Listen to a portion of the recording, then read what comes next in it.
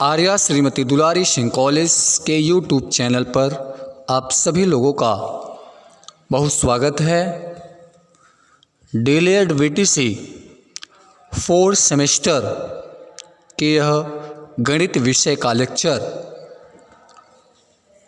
जिसमें आज हम लोग अपने 9वें पाठ के तीसरे भाग के वीडियो में आज हम लोग दो अज्ञात रैखिक समीकरण पर आधारित कुछ प्रश्नों को जानेंगे जो परीक्षा की दृष्टि से है। आज केवल ये आपका लास्ट वीडियो है इस पाठ का। इस पाठ के बाद आपका पूरी तरह से 9 पाठ क्लियर हो जाएगा। आज हम लोग कुछ विशेष प्रश्नों को इस पाठ में लिए हैं जो आपकी परीक्षा की दृष्टि से है, तो आप सभी लोग इस सवाल को नोट कर लेंगे, जिससे आपको अपने एग्ज़ाम में ज़्यादा प्रॉफिट मिले और आपको प्रॉब्लम ना हो। तो चलिए, ये आपका 9वां लेसन का पार्ट 3 और लास्ट पार्ट है। ये आपका पार्ट है। इस तरीके से आपका 9 पाठ पूरी तरह क्लियर हो जाएगा। चलिए सीख लेते हैं। पहला क्वेश्चन आपके सामने आपके बुक पर दिख रहा होगा। कह रहा है क्वेश्चन, 5 वर्ष पहले मेरी आयु अपने पुत्र की आयु की 3 गुनी थी और 10 वर्ष बाद मेरी आयु अपने पुत्र की आयु की 2 गुनी हो जाएगी। आप बताइए कि वर्तमान में मेरी आयु क्या था। ऐसा प्रश्न आपसे पूछ रहा है। तो चलिए ये प्रश्न पूछते हैं, क्या सॉल्व करते हैं हम लोग। क्वेश्चन कह रहा 5 वर्ष पहले मेरी आयु पुत्र की आयु की 3 गुनी थी। तो बात कह रहा है ये 5 वर्ष पहले का, लेकिन यहाँ पे इसका वर्तमान आयु नहीं दिया है। आप क्या करेंगे, सबसे पहले मानेंगे इसका वर्तमान क्या है। माना जो पुत्र है, पुत्र का आयु हम लोग यक्स मान लेते हैं और जो मेरी आयु है वो हमारा वाई हो जाता है। तो पुत्र का आयु यक्स और मेरी आयु वाई हो गया। अब प्रश्न हम निकालते हैं पहले 5 वर्ष पहले। तो 5 वर्ष पहले आयु निकाल लेते हैं। तो 5 वर्ष पहले जो पुत्र का आयु होगा वो x - 5 होगा और 5 वर्ष पहले जो मेरी आयु होगा वो y - 5 हो जाएगा। क्योंकि 5 वर्ष पहले का बात कर रहा है, इसका मतलब वो जब आज 10 साल का है तो 5 साल पहले मतलब वो पीछे आएगा, जिसको हम घटाने से सीखते हैं। तो आपसे ये 5 वर्ष पहले पुत्र का आयु आ गया, 5 वर्ष पहले मेरी आयु आ गया। अब प्रश्न में कह रहा है कि आयु जो 5 वर्ष बाद था वो 3 गुनी रही। वो आयु 3 गुनी रही। किसकी आयु? 5 वर्ष पहले मेरी आयु, मेरी आयु मतलब y - 5 पुत्र की आयु की 3 गुनी रही। तो पुत्र की आयु में 3 से गुणा कर देंगे। तो y - 5 इक्वल टू हो जाएगा 3x - 15 और इस 15 को इधर लाएंगे तो -15 इधर आएगा +15। अब 15 में 5 गए 10 और ये आपका रहा 3x - y। हम इस तरीके से इसको समीकरण 1 मान लेते हैं। आगे बढ़ते हैं। दूसरे स्टेप में क्या करा है, 10 वर्ष बाद। अब 10 वर्ष बाद दोनों की आयु निकाल लीजिए। 10 वर्ष बाद, तो 10 वर्ष बाद पहला पुत्र का आयु, तो आज पुत्र यक्स है, 10 वर्ष बाद x + 10 हो जाएगा। आज पुत्र y है, 10 वर्ष बाद मेरी जो आयु हो जाएगी वो y + 10 हो जाएगी। तो 10 वर्ष पहले दोनों का आयु आ गया। अब प्रश्न क्या कर रहा है कि 10 वर्ष बाद जो मेरी आयु है, मेरी मतलब y + 10, वह पुत्र की आयु की 2 गुनी हो जाएगी। तो 2 गुनी हो जाएगी पुत्र की आयु की। तो यहाँ से आप लिखेंगे y + 10 बराबर 2x हो जाएगा +20। अब आप क्या करेंगे, इसको इधर भेज दीजिए y को, और 20 को इधर भेजेंगे तो इस तरीके से आपका आ जाएगा y - 2x बराबर 10 हो जाएगा। और इसे समीकरण 2 मान लेंगे। तो यहाँ से आपका समीकरण 1 रहा। अब यहाँ से आप लिख लीजिए 10 बराबर y माइनस 2x समीकरण 2 मान लीजिए। हमने आपको इसके पहले प्रतिस्थापन और विलोपन विधि से दो अज्ञात राशि वाले रैखिक समीकरण को हल करने की विधियां बताए हैं।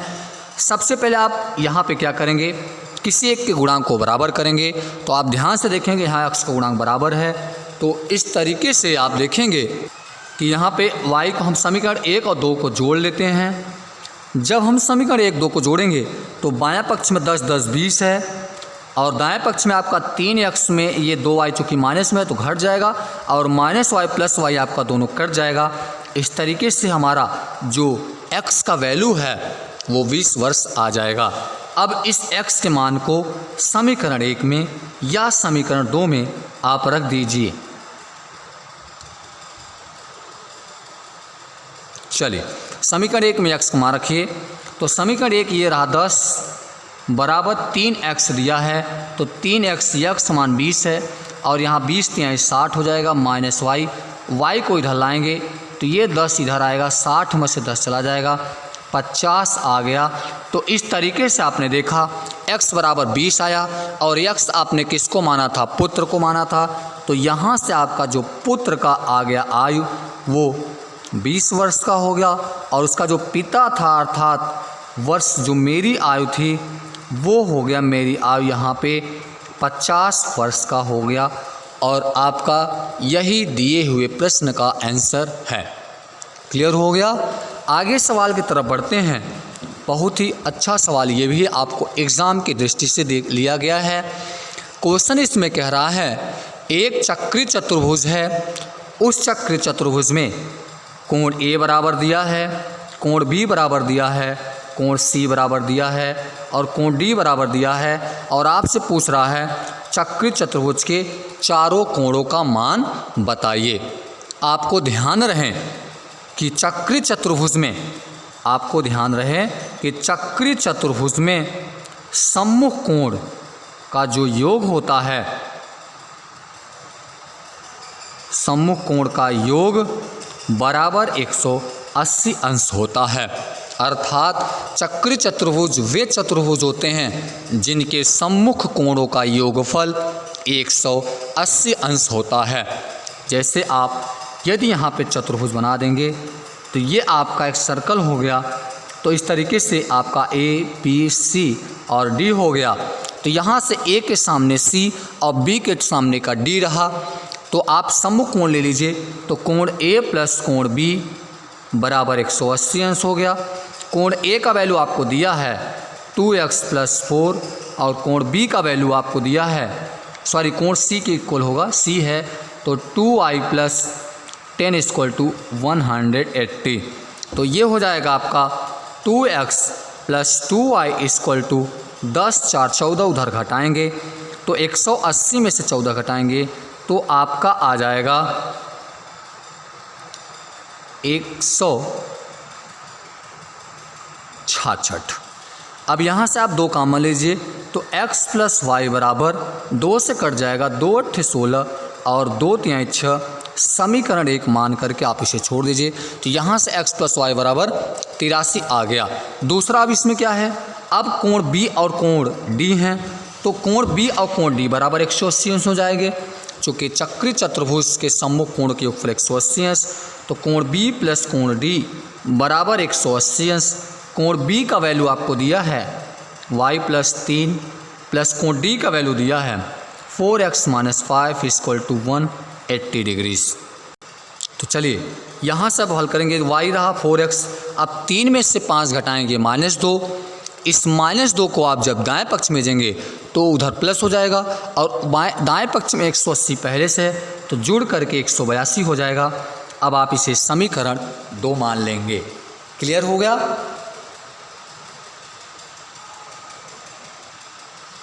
आगे की तरफ बढ़ते हैं। अब हम समीकरण 1 और 2 को देखते हैं। समीकरण 1 में आपका रहा x प्लस वाई बराबर 83। समीकरण आपका 2 में रहा 4x प्लस वाई बराबर 182। अब क्या करेंगे, समीकरण 2 में से समीकरण 1 घटा दीजिए। तो समीकरण 2 -1 घटाएंगे तो 4x में 1x गया 3x और इधर y में y गया ख़त्म। 182 में से आप जब 83 को घटाएंगे तो ये आपका आ जाएगा 12 में 3 गए 9 और ये हो गया आपका 17 में से 8 गए 9। तो x बराबर आपका आ गया 33, अर्थात x का वैल्यू आपका 33 आया। जब x का वैल्यू 33 आ गया तो समीकरण 1 से आप y का वैल्यू निकालेंगे, तो समीकरण 1 से y का वैल्यू निकालेंगे तो y बराबर आता है, क्योंकि समीकरण 1 है x प्लस वाई बराबर 83। अब x स्थान पे 33 रखेंगे तो 33 को उधर भेजेंगे तो y बराबर आ जाएगा आपका 50। ये आपका y का वैल्यू आ गया। जब y का वैल्यू आ गया तो आप अब क्या करेंगे, a और b c d जितने कोण हैं उन सभी कोणों का मान निकाल सकते हैं। तो कोण a बराबर आपका दिया हुआ है 2x + 4, तो यहाँ रखेंगे 2x, अर्थात x का वैल्यू आया है 33। तो जब यहाँ पे रखेंगे तो कोण a बराबर आपका आ जाएगा 70 अंश और कोण b बराबर आपका दिया हुआ है y + 3, y का वैल्यू आपको 50 है और ये 3 अंश है, जुड़ करके आपका ये 53 अंश हो जाएगा। कोण c बराबर रहा 2y + 10, y का वैल्यू 50, 50 दूना 100 और ये जोड़ेंगे तो ये हो जाएगा 110। कोण d बराबर आपका दिया हुआ है 4x - 5, 4x अर्थात x का वैल्यू 33 है, तो 33 गुणा 4 में करेंगे तो 33 गुणा आप 4 में करेंगे तो ये 132 हो जाएगा। 132 में 5 को घटा देंगे तो ये आपका हो जाएगा 127 अंश। इस तरीके से आपने देखा चारों कोणों का मान ABCD आपके सामने आ गया और चारों कोणों को जोड़ लीजिए, देखिए आपको 360 आता है या नहीं। यदि 360 आ जाता है समझ लिए चक्र चतुर्भुज अर्थात एक तरीके निर्माण करेंगे और हमारा आंसर बिल्कुल सही रहेगा। आगे के सवाल बढ़ते हैं। ये भी बहुत ही अच्छा सवाल, ज़बरदस्त सवाल है आप सबके लिए। क्वेश्चन में आपसे कह रहा है कि एक ऐसा भिन्न जिसके अंश में 2 घटाने पर और हर में 3 जोड़ने पर उसका मान 1/4 हो जाता है। अंश में फिर कह रहा है अगर अंश में 6 जोड़ दें और हर में 3 से गुणा कर दें तो उसका मान 2/3 हो जाता है। अब बताइए ऐसा कौन सा भिन्न है, सॉल्व कीजिए। तो यहाँ से चलिए मान लीजिए हैं हमारे पास कोई भिन्न है, उसका अंश x है और हर y है। मान लिया कोई भिन्न है, उसका अंश x है और हर y है, तो अंश बटे हर हो गया, ये आपका भिन्न आ गया। अब प्रश्न आपसे कह रहा है प्रश्नानुसार पहली स्थिति में कि अंश में 2 घटाने पर, तो अंश में आपने 2 घटा दिया और कह रहा हर में 3 जोड़ने पर, अब हर में आप 3 जोड़ दीजिए तो उसका जो वैल्यू है वो 1/4 के बराबर हो गया। अब आप त्रिया गुणा करेंगे तो ये हो जाएगा 4x - 8 बराबर y + 3 हो जाएगा। आप इस y को उधर लाइए, 4x - y बराबर -8 उधर जाएगा तो ये प्लस हो जाएगा और उधर 11 आ जाएगा। समीकरण 1 मानकर छोड़िए, आगे बढ़िए। दूसरी कंडीशन में आपसे क्या कह रहा है, दूसरी स्थिति में कह रहा है अंश में अब 6 जोड़ने पर, अभी आपने अंश में 2 घटाया था, अब इसमें दूसरी स्थिति में दिया है कि अंश में 6 जोड़ने पर, अर्थात आपका अंश x है तो 6 जोड़ दीजिए x + 6 और कह रहा हर में 3 से गुणा कर दीजिए, तो हर आपका y है तो आप 3 से गुणा करेंगे तो 3y हो जाएगा। तो कह रहा है उसका मान 2/3 के बराबर हो जाता है। आपसे पूछ रहा है हल कीजिए इसे, तो इसे त्रिया गुणा करेंगे तो ये 3x हो जाएगा प्लस 18 हो गया बराबर 3 दूनी 6y हो गया। अब आप इसको उधर लाएंगे तो ये 3x - 6y बराबर हो जाएगा -18। 3 कामा ले लीजिए दोनों में, देखिए मिलेगा। जब 3 कामा लेंगे तो ये हो जाएगा x - 2y बराबर 3 6 18 -6। समीकरण आपका 2 हो गया। तो आपने समीकरण 1 और 2 निकाल लिया। अब क्या करेंगे आप, समीकरण 1 में क्या करेंगे 2 से गुणा कर दीजिए, यहाँ 2 से गुणा करेंगे 8x - 2y बराबर हो जाएगा 22। समीकरण 3 हो गया। समीकरण 3 और 2 को ध्यान से देखिए, x minus 2y equal to -6 रहा। ये आपका समीकरण 2 रहा। अब दोनों समीकरण में आप गुणांक देखिए, इसे हम विलोपन विधि से हल करते हैं। समीकरण 2 में, समीकरण 3 में, दोनों में y के गुणांक बराबर हैं। अब आप क्या करेंगे, इसे डायरेक्ट इसे हल करते समय यहाँ से आप दोनों माइनस में हैं, तो आप क्या करेंगे, समीकरण 3 में से 2 को घटा दीजिए आप, तो 8x में से x घटाएंगे 7x हो गया, और इधर 22 में 6 मतलब ये जुड़ जाएगा चूँकि -6, तो 22 और 6 ये आपका हो जाएगा 28 हो जाएगा। यहाँ से 7x 28 के बराबर है, तो जो x आएगा वो आपका हो जाएगा 4, क्योंकि 4 सत्ते 28 हो जाएगा। x का वैल्यू आ गया आपका। अब इस x के वैल्यू को समीकरण 1 में रख दीजिए, 2 में रख दीजिए। समीकरण 2 में रखेंगे x बराबर 4, तो समीकरण 2 आपका यहाँ रहा, दिख रहा होगा आपके सामने। ये आपका रहा x मतलब 4 minus 2y equal to -6। -2y को आप दाएं पक्ष में कर दीजिए, -6 को इधर लाएंगे, -6 इधर आए +6, 6 4 10, ये आपका 2y रहा, और 2 5 6 10। यहाँ से आपका y का वैल्यू आ गया y इक्वल टू 5। आपने देखा कि आपने जो x और y भिन्न माना था, आपका x और y दोनों का वैल्यू आ गया। इस तरीके से आप x बटे y भिन्न था, तो x का वैल्यू 4, y का वैल्यू 5, और यही 4 बटे 5 आपके दिए हुए सवाल का आंसर रहा। क्लियर हो गया? हम समझते हैं आपका ज़रूर क्लियर हो गया होगा और आपको अच्छे से समझ में भी आया होगा। ये आपका बहुत ही अच्छा सवाल रहा, एग्ज़ाम में आपको क्वेश्चन आ सकता है। तो चलिए अगले सवाल की तरफ चलते हैं। अगला सवाल दिया हुआ है क्वेश्चन, बहुत ही अच्छा क्वेश्चन है, आपके प्रश्नावली से लिया गया क्वेश्चन है। क्वेश्चन में कहा है एक आयत की लंबाई उसकी चौड़ाई से 5 सेमी अधिक है। एक आयत की लंबाई, तो यहाँ पे हमने मान लिया लंबाई आपका x है, चौड़ाई आपका y है, तो हमने लंबाई और चौड़ाई मान लिया। अब क्या करते हैं, इसमें प्रश्न में कहा है कि उसकी जो लंबाई है वो चौड़ाई से 5 सेमी अधिक है, अर्थात लंबाई x चौड़ाई y से 5 सेमी अधिक है। इसको ढलाइए, x माइनस वाई बराबर 5, ये आपका एक समीकरण बन जाएगा। आगे बढ़िए, क्या करा है, यदि आयत का परिमाप 40 सेमी हो, आयत का परिमाप आप जानते होंगे, परिमाप जो होता है आयत का लंबाई और चौड़ाई के योगफल का दुगुना होता है। तो यहाँ परिमाप 40 है, ये आपका 2 हो गया, लंबाई x है, चौड़ाई y है, तो यहाँ से आप x प्लस वाई लिखेंगे, 2 से कट जाएगा 20 बराबर x प्लस वाई हो गया। अब यहाँ से आप समीकरण 2 मान लेंगे इसे, अब यहाँ पर रख देंगे x प्लस वाई बराबर 20।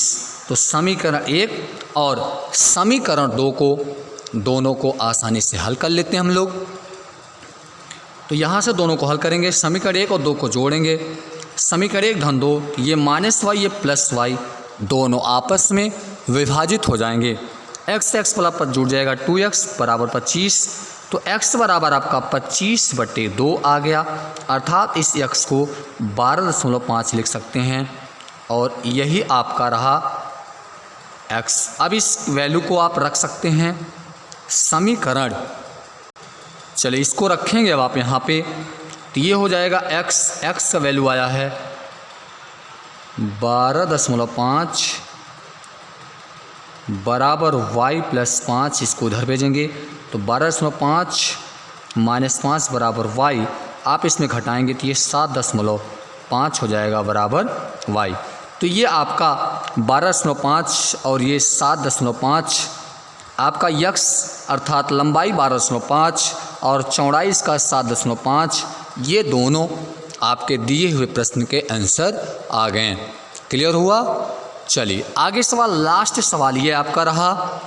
ये सवाल बहुत ही अच्छा सवाल है, ये आया हुआ क्वेश्चन है आपके इस 4th सेमेस्टर में, इसके बैक वाले क्वेश्चन में सेम इसी टाइप्स का क्वेश्चन आया था। सो आप लोग इसको अच्छे से देखकर नोट्स बनाएं।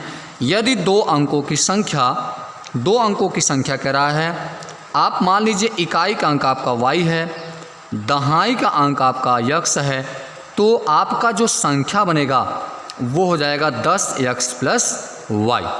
10x प्लस वाई ये आपका संख्या रहा। तो कह रहा है यदि दो अंकों की एक संख्या की दहाई का अंक इकाई के अंक का 3 कम है। प्रश्न को पढ़िए। कह रहा है दहाई का अंक अर्थात दहाई मतलब यक्स इकाई वाले अंक से 3 कम है, अर्थात कम है तो घट जाएगा। -3 को उधर कर लीजिए तो ये यक्स इधर आएगा, y माइनस यक्स समीकरण 1 बन गया। आगे प्रश्न पढ़िए। कह रहा है यदि संख्या अर्थात संख्या 10x प्लस वाई, संख्या जो आपका दिया है अंकों के अर्थात अंकों के जोड़ मतलब x और y के जोड़ की 4 गुनी है, मतलब आप अंकों के योग में 4 से गुणा करेंगे। ये आपका हो जाएगा 10x plus y equal to 4x plus 4y। अब आप इस 4x को इधर लाएंगे तो 10x में 4x घट जाएगा, 6x और ये प्लस y उधर जाएगा तो 3y कट गया तो y बराबर आपका 2x आ गया। यहाँ से आप y का वैल्यू y का मान समीकरण 1 में रखेंगे। समीकरण 1 में ये रहा आपका 3 बराबर y माइनस अर्थात y बराबर 2x दिया है माइनस x, तो 3x 2x में x घटाएंगे तो x बराबर 3, ये आपका x वैल्यू आ गया। जब x का वैल्यू आ गया तो x बराबर 3 2 में रखने पर तो y बराबर 2 गुणे 3 बराबर 6, ये आपका y का वैल्यू आ गया। अतः आपके सवाल का जो आंसर होगा संख्या जो बनेगी, चूँकि संख्या दहाई में है तो 10x प्लस वाई है, तो 10x के स्थान पे 3 प्लस y के स्थान पे 6, तो 10 तिहाई 30 और 6 36, ये आपके सवाल का आंसर रहा, जो दिए गए आपके सवाल का आंसर रहा। इस तरीके से आपका पूरा 9 पार्ट अच्छे से ख़त्म हुआ। ये आपका लास्ट सवाल, हमने 5-6 सवाल इस वीडियो में कराया, जो आपके लिए बहुत ख़ास सवाल था, थोड़ा सा लेवल हाई था इनका, पर आशा है कि आप लोग को ज़रूर समझ में आया होगा। यदि वीडियो कुछ कम सुनाता है तो बैक करके इसे एक बार पुनः देखें, जिससे आपका कन्फ्यूज़न दूर हो जाए, और इस पर आधारित 2-3 प्रश्न बना करके ज़्यादा से ज़्यादा अभ्यास करें। तो इस वीडियो को ही समाप्त करते हैं। अगली वीडियो में फिर से नए पाठ के साथ मिलेंगे। तब तक आप सभी लोग अपना तैयारी करते रहिए। आप सभी को बहुत बहुत धन्यवाद।